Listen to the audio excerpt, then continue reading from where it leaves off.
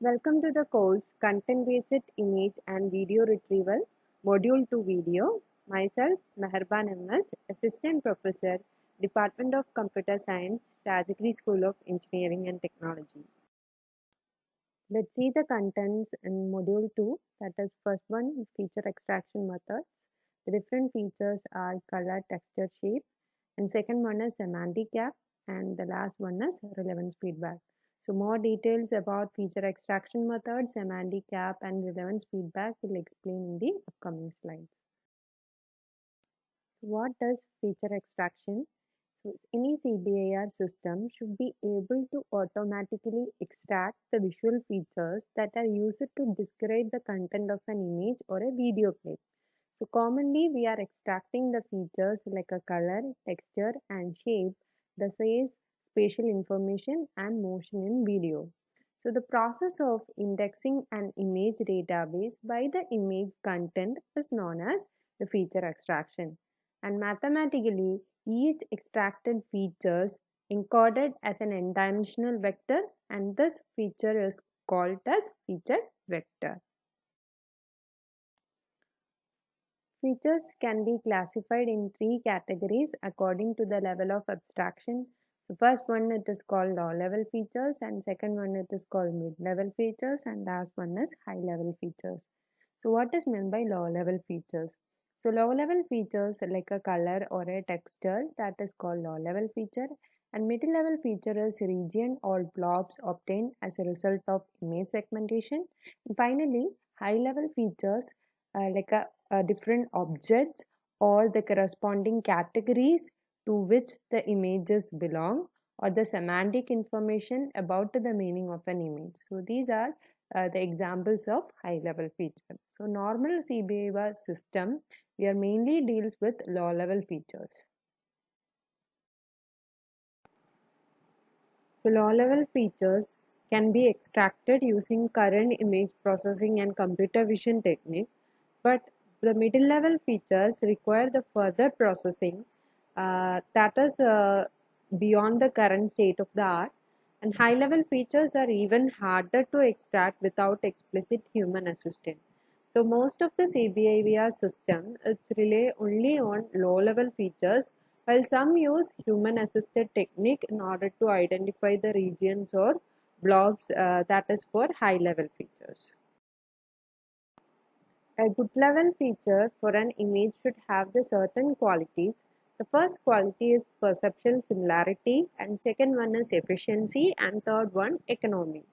So let's see what is perceptual similarity. So perceptual similarity means the distance between the feature vectors from two images such as I and I dash, and the distance can be represented as distance of f of I, j of I dash should provide an accurate measure of the dissimilarity between the two images. And second one is efficiency. It should be fast to compute it, and economy should be small in size.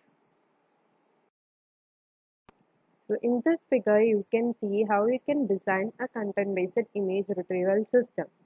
In the right hand side you can see some of the images as retrieved, and in the left hand side that is a query image that is given. Not only for a single image, we can retrieve multiple images by using a given query image. So in this slide I am going to explain what is color based feature. So color is one of the most obvious and pervasive qualities in our environment, and it is a called dominant feature in any CBIVR system. So what is the advantages? It is robustness to background complications, and it is independence of size and rotation, and meaningfulness to human being. So selecting a powerful and economic color-based feature extraction method is an important step while you're designing any CBIVR system. There are many methods which are available to extract the color information from an image. So more details about the color feature extraction techniques will explain in the coming slide.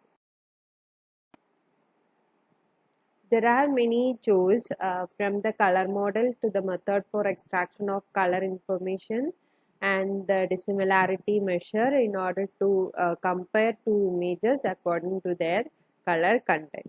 So we'll discuss more details about the color model, the different methods of color feature extraction, and the different types of dissimilarity measures in the upcoming slides. So what is meant by color models? So color stimuli are the commonly represented as points in a three-dimensional color space, and there are several color models have been already developed. So first model called calorimetric model. So they result from a physical measurement of spectral reflectance using calorimeters. So well-known example is CIE chromaticity diagram. And second one is physiologically inspired model.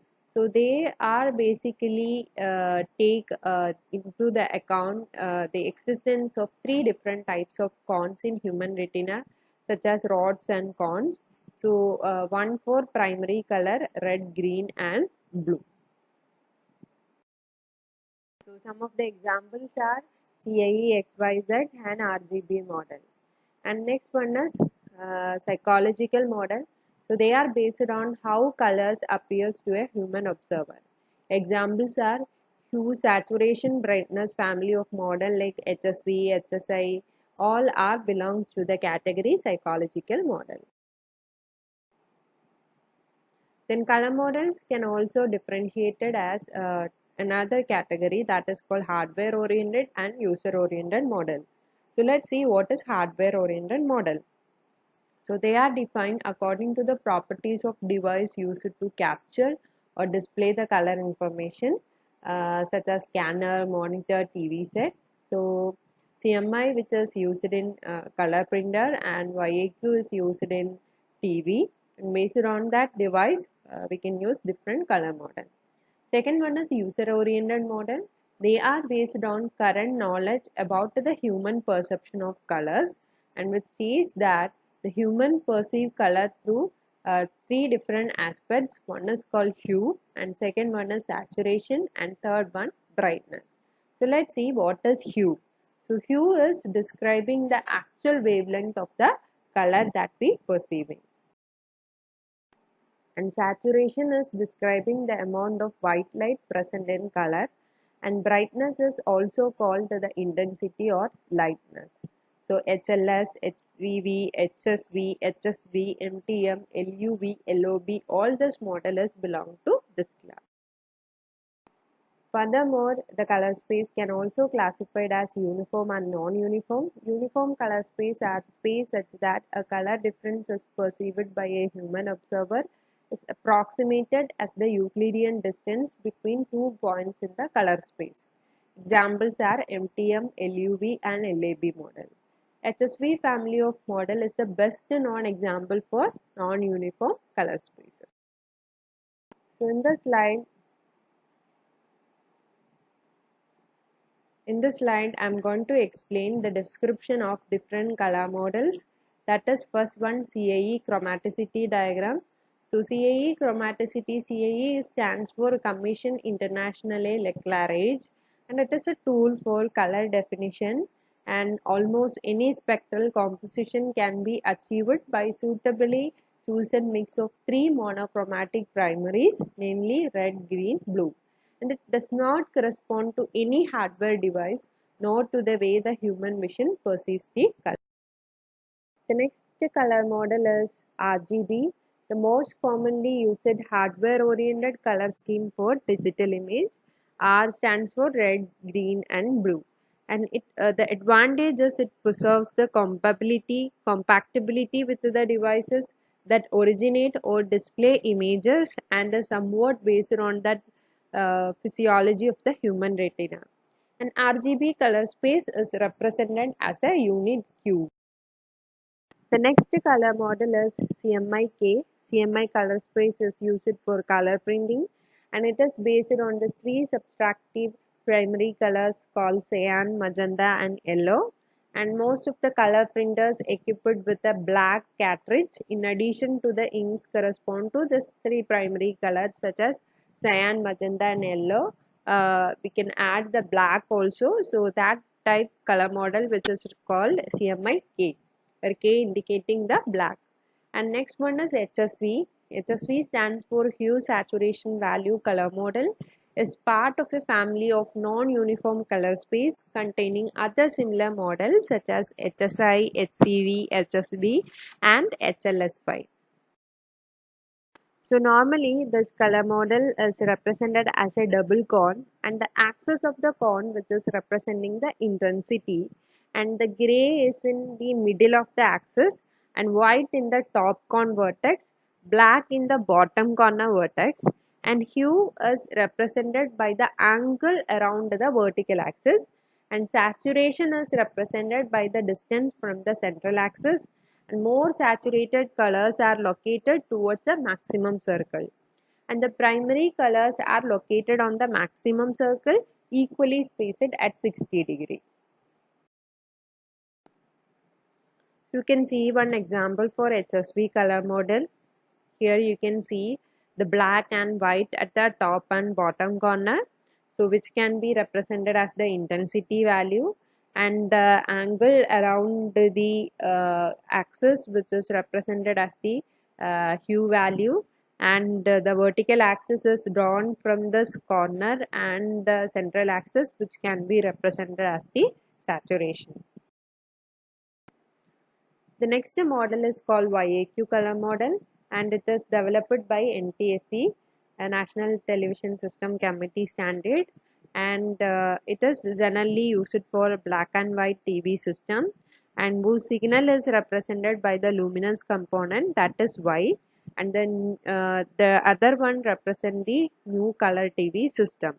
So the color information is encoded in two additional components, that is called I and Q, where I is correspond to red to cyan and Q is representing to magenta to. And the next color model which is called MTM, that is called mathematical transform to Munsell, and it is a uniform color space, and it is developed by Munsell, and it can be easily obtained from this RGB value. And the next color model is LUV6, and this it is a device independent model, and it does minimize the problems associated with the CIE model, particularly the disparity between the degree of the perceptual difference between two colors and the corresponding distance in the CIE XYZ diagram. So in this figure you can see the color model representation for this LUV star 6. The next model is LAH7, and that is also developed by model adopted by CIE in 1976 that uses an opponent color system. So the color opposition correlates with the discoveries in the mid of 1916, and it is based on this optical nerve and the brain, and the retinal stimuli are translated into the distinction between the light and dark, red and green, and blue and yellow. So CIE lab indicate this value with the three axes. One is called L, A and B. So the central vertical axis represent the lightness, and whose value ranges from 0 to 100. So 0 is indicating as black and 100 is indicating as white. And the next values are A and B. So the color axes are based on the fact that a color cannot be both red and green or both blue and yellow, because these colors are opposite to each other. So on each axis of the value, which can be run from positive to negative, on the A to A dash axis, the positive value indicates the amount of red, while negative value indicates the amount of green. On the B to B dash axis, the yellow is positive and blue is negative. So for both axes, the 0 is called represented as a neutral gray.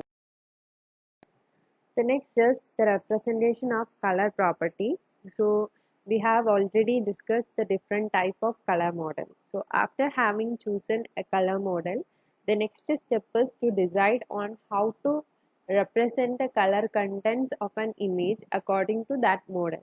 So some of the best known method for color representation are color histogram. So color histogram is most traditional way of representing the low level color properties of image. So the color histogram can be represented as three independent color distributions, one for each primary, or more frequently as one distribution over the three primaries, obtained by discretizing image colors and counting how many pixels belongs to each color. So in the x-axis, which is represented the different color values, and y-axis, which is representing the number of pixels that belong to that color.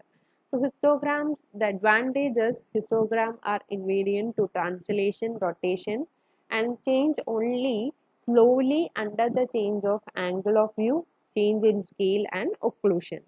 So however, the histogram by themselves do not include any spatial information, so that the images with very different layout may have the same histogram. That is one of the main problem in histogram. So this is a simple example for histogram of a color image. You can see the different color value and the corresponding frequency in the y-axis. The next feature is color names. So names distinguish colors in a spoken language. Associating names to colors permits the creation of mental images of the colors that refer to. So color names are taken from a dictionary of names associated with a basic color.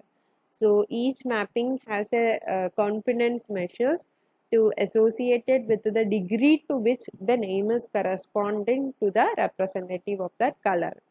So the possible way to define a model of color naming is partition the color space and assign each piece to a color name. And the next one called color moments.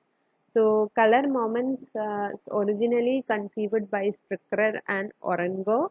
This color representation method proposes the storage of the first three central moments of the probability distribution of each color. The first moment conveys the information about the average color of the image, while the second and third moment represents the variance and skewness of each color channel. So in order to compare the two images according to their color moment, there will be a similarity function that consists of a weighted sum of the absolute difference of the moment summed over all color channel. So several methods have been recently proposed that use a combination of color features and the spatial relation. So first one, the division of image in subblocks and extraction of color features from each subblock.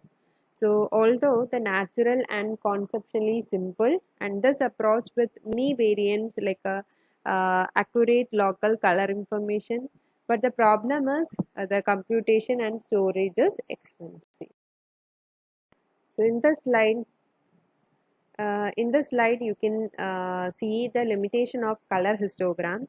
Here you can see two images with a similar color histogram. So the images are different, but the color histogram will be same. So it is difficult to distinguish, or in order to arrange the images is very difficult. That is the main problem of color. The next important feature, which is called color coherence vector, and it is developed by three scientists, Bass, Sabich and Miller. Here we account the spatial information and we mark it as whether the pixel is coherent or incoherent. And let's see how you can mark it as coherent or incoherent. So the pixel sets are determined as the maximal set, such that every pixel in the set has at least a pixel of the same color among its 8 neighbors. And the size of the set must exceed a fixed threshold, then a region is classified as coherent, and otherwise it is incoherent or non-coherent. And for each color taken from a discrete set of colors, the total number of coherent and incoherent pixels are computed. So I will explain how you can compute the coherent and incoherent pixel based on one example in the upcoming slide. So let's see how you can represent the coherent and uncoherent pixel, which can be represented as VC, which is equal to alpha 1 to beta 1, then up to alpha n to beta n. And this color coherence vectors are compared according to the following metric, that is the DC of IQ comma ID, that is Q is representing the query and D is represent the set of images in the data set, and sigma j is equal to 1 to n alpha into Qj minus alpha into Dj plus beta into Qj minus beta into Dj, where alpha and beta are the coherent and uncoherent pixel, and Qj is the query image and Dj is the set of images in the data set. Let's see how this feature extraction algorithm is actually working. So the first step is blur the image, and second step is discretize the color space into n distinct colors. The next step, classify each pixel either as coherent or incoherent. For that, we have to find the connected components for each discretized color. Then next step, determine the threshold value, that is the tau value. And any connected component has the number of pixels more than or equal to the tau value, then the pixel are considered as a coherent, otherwise it is treated as an incoherent. The final step is for each color compute two values, that is C and N, where C is the number of coherent pixel and N is the number of incoherent pixel. So in the slide you can see one example. Assuming that the image has 13 colors, here we have consider only one block. So here we have that is a 5 by 5 matrix, and let's see how you can find the coherent and incoherent pixel. Here I am going to discretize the color in the range 0 to 9, 10 to 19 and 20 to 29. So here we have two discretized value, one is 0 and 1 and 2.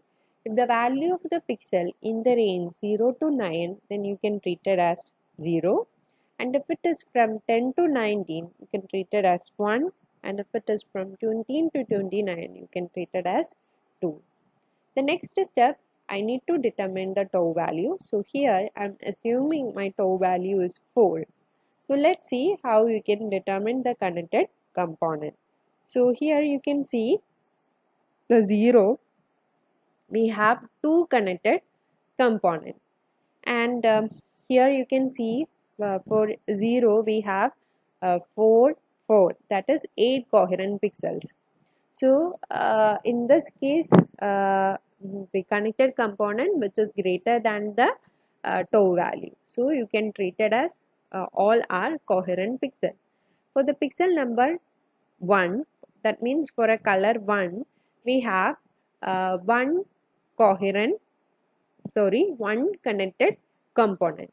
So here you can see one connected component, and we have total number of pixel is 8. So it is treated as connected component because it is greater than the threshold value.